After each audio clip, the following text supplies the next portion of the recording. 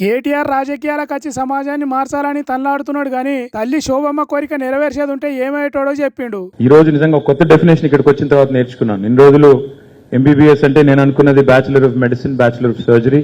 But మా బాప్ కా బడా సప్నా అనే కొత్త డెఫినేషన్ కూడా ఈ రోజు మళ్ళొకసారి నిజానికి it's actually a fact. Most families do not have a doctor and their dream and their ambition మా ఇంట్లోంచి మా పిల్లోడు లేదా మా అమ్మాయి మొట్టమొదటి డాక్టర్ కావాలి, మొదలు మా వాళ్ళే ఉండాలి అని ఒక అంబిషన్ ఉంటుంది. కాబట్టి చాలా మంది పేరెంట్స్ మాదిరిగానే మా అమ్మ కూడా నన్ను అడిగింది డాక్టర్ అవ్వమని. ఇన్నరా BRS working president KTR, MLA KTR, మాజీ మంత్రి కేటీఆర్ అనే పదవులు కాకుండా తల్లి కోరిక నెరవేరిస్తే కేటీఆర్ పేరుకు ముందు డాక్టర్ అని ఉండేదట. మైకులు పట్టుకొని స్పీచ్లు ఇచ్చుడు కాకుండా మెడల స్టెతస్కోప్ వేసుకొని రోగాలను నయం చేసేటోడట. మరి ఎందుకు కాలేదో అది కూడా చెప్తున్నాడు ఈనుండ్రి. డాక్టర్ అవుదామని నేను కూడా మా సంజయ్ లాగానే ఇక్కడ చదువుకొని విజ్ఞానంలో ఇక్కడ ఫస్ట్ టైం అపియర్ అవుతే నాకు బీ ఫార్మసీ ఏదో వచ్చింది. అప్పుడు ఇన్ని సీట్లు లేవు, గవర్నమెంట్ సిస్టమ్ లో ఇన్ని సీట్లు లేవు, అప్పుడు ప్రైవేట్ ఇన్స్టిట్యూషన్స్ కూడా లేవు. సీట్లు తక్కువ ఉండి డాక్టర్ కాలేకపోయిందట. అదేదో లాంగ్ టర్మ్ కోచింగ్ పోయి గట్టిగా చదివి డాక్టర్ అయ్యే ఛాన్స్ ఉంటదట కదా, ట్రై చేయలేదా సార్? ఆ రోజుల్లో మాకు ఆప్షన్ లేక ఇక్కడ నాకు బీ ఫార్మసీ వస్తే రెండే ఆప్షన్స్. ఒకటి అవుతే లాంగ్ టర్మ్ చదవాలి, చదివి 500 రూపాయలు ర్యాంక్ తెచ్చుకోవాలి, తెచ్చుకుంటే సీటు 500 ఇంకంతకంటే తక్కువ. అప్పుడు నాకు 1600 ఏదో వచ్చింది, so I had no choice. రెండవది బయట స్టేట్లో చదువుకోవాలి. అప్పుడు కర్ణాటకలో అక్కడ కేసెట్ అని ఉండేది. ఆ కేసెట్ రాయడానికి మేమందరం పోయాం, నేను సంజయ్ మేమందరం పోయినాం. పోతే నాకు కూడా సీట్ వచ్చింది కర్ణాటకలో. వచ్చిన తర్వాత నేను I was very happy that I was going to fulfil my mom's dream of becoming a doctor. So I came back all excited. I told my mom, she was very happy.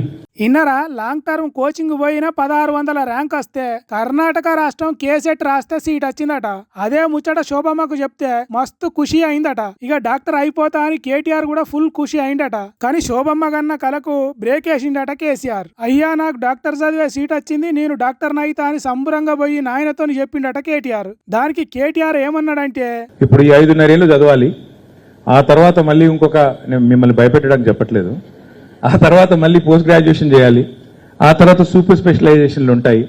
ఇవన్నిటి తర్వాత మరి లైఫ్లో you will not really have time for your self.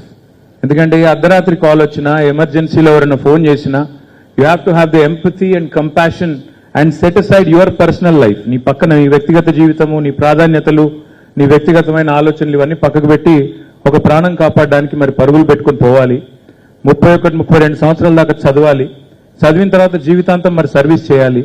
ఆ సర్వీస్కి నువ్వు రెడీగా ఉన్నావా అని అడిగారు. నేను ఒక్క నిమిషం ఆలోచించి కొద్దిగా కన్ఫ్యూజ్ అయ్యి మేబీ ఐఎమ్ నాట్ రెడీ అని చెప్పి తప్పుకొని నేను వెళ్ళి డిగ్రీలో జాయిన్ అయిపోయాను. అగో అట్లా భయపెట్టే వరకు కేటీఆర్ మన కోసం లీడర్ అయిండు. లేకపోతే ఎక్కనో డాక్టర్ గిరి చేసుకుంటా ఉండేటోడు కావచ్చు. కరీంనగర్ జిల్లా బొమ్మకలుల చెల్మేడ ఆనందరావు అనే మెడికల్ కాలేజ్ కాడికి పోయిన కేటీఆర్ ఇగో గిట్లా తన తల్లి డాక్టర్ కళ గురించి చెప్పిండు. తను భయపడి డాక్టర్ కాలే గాని ప్రజల ప్రాణాలు కాపాడటానికి ధైర్యంగా డాక్టర్లు అయిన వాళ్లకు శుభాకాంక్షలు చెప్పిండు. వచ్చిరాని వానలు చేయబట్టి రైతన్నల గొసలు ఎట్లున్నాయో చూడుండ్రి. రాళ్ల వాన బరుడుతోని నోరు తెరిచే కథ అవుతున్నదట అన్నదాతలది. అగో అందుకే హరీష్ రావు సారు వడగండ్లు పడి వడ్లు రాలిన పొలాల కాడిగిపోయిండు. తన సొంత నియోజకవర్గం సిద్దిపేట రైతులను కంటికి రెప్పతీరుగా కాపాడుకునేటోడాయే. అందుకే పొలంలోకి దిగిండు. ఏ రైతుల పొలం ఆగమైంది, ఎన్ని ఎకరాల పంట పాడైపోయింది అనేది కాగితాల మీద రాసుకున్నాడు. ఆరుగాలం చేసిన చేత ఒక్క వానతోని ఆగమైందని ఏడ్చిన రైతులను దగ్గరికి తీసుకొని ఓదార్చిండు. మీ కన్నీళ్లు దూర్చేటట్టు చేస్తా, బాధపడకుర్రని ధైర్యం చెప్పిండు.